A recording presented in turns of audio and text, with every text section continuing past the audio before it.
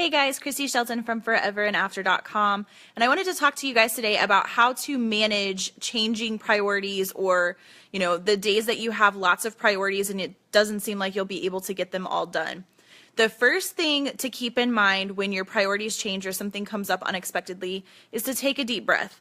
Change happens, life happens, and sometimes we get things dealt to us that we're not expecting, and that happens to everybody. So take a deep breath so that you can really gather your thoughts and gather yourself to be prepared to start working on the new task or the change of the task that you've already been working on. Step number 2 is to make a plan. So we've been talking about budgeting our time and making kind of a task list and a priority list and really blocking out time to get things done. But there's always going to be things in life that come up with short deadlines that come out of nowhere, or sometimes it's just stuff that we forgot.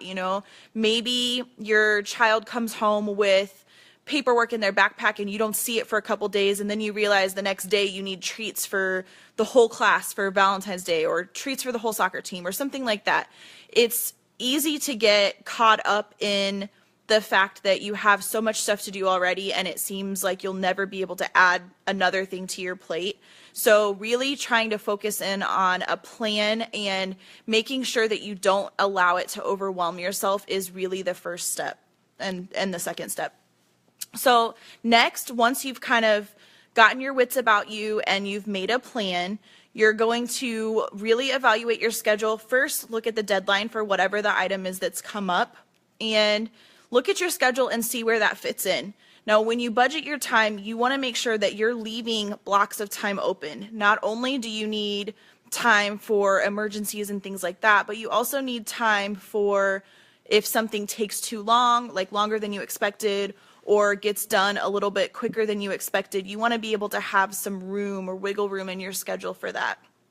When you start this new task and you get it fit into your schedule, make sure you stay focused on the task at hand. That kind of goes back to the time blocking and the power pockets that I talked about in a previous video, but really dedicating some set time, whether it be 10 minutes here, 20 minutes there, the focus time to really work on whatever your task is that you need to get done will really help you to make the most of your time and really get the most done.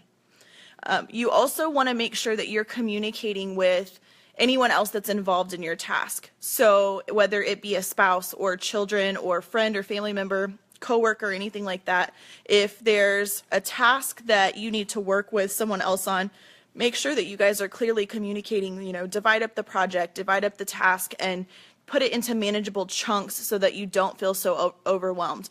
When I get new tasks kind of thrown on me at the last minute, or, without a whole lot of notice, I try to break the task down into smaller pieces so that you can feel and realize the accomplishment of getting at least part of it done each day or each couple hours or something like that.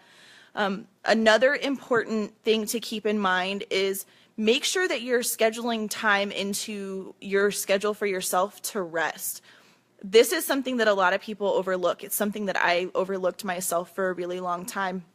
I used to sacrifice sleep as the very first thing that I would sacrifice when I had too much to do and it didn't feel like I could get it all done. So the first thing I would do is either get up earlier in the morning or stay up later at night. And I got in the habit of that when I was going to school full time and I was working full time. I just didn't have enough hours in the day to do everything. My last semester of my bachelor's degree was the hardest because I had a 2 to 3 hour commute each way to school, and I was working 2 jobs at the time, so it got crazy. So I'm actually going to share with you guys kind of like how I manage everything for a day in another video. I do get up pretty early and I do stay up pretty late, but that's what works for my body at this point for where I'm at. Make sure that you're getting adequate rest. One, if you don't get enough rest, you can't really devote your full focus to a task. But 2, your mind is also operating at a lower level. Sleep deprivation and functioning while sleep deprived gives you kind of the same effects or the same consequences as being inebriated with alcohol or drugs. So make sure that you're taking time to rest and really budgeting time in for yourself. And finally, remember that no matter what comes up, there are very few things in life that are so important that it means sacrificing everything else in your life for. It's okay to miss a deadline sometimes. It's okay to not be the PTA mom that makes from scratch cookies for their kids' event. You know, if you're busy and you have to buy prepackaged cookies, which I think a lot of schools are requiring now anyway, just for health and safety concerns. But if that has to be you, that's okay. That doesn't always have to be you, but you have to be able to survive from day to day. And sometimes that means making sacrifices or making different choices than you would like to make. You just have to be realistic about the time that you're spending. I hope that you guys find these tips helpful. And if you haven't seen the rest of the series, please, I encourage you to go back and watch it, get some tips out of it, and hopefully help you live a more stress-free, better time-managed life. And I will catch you guys later. Thanks.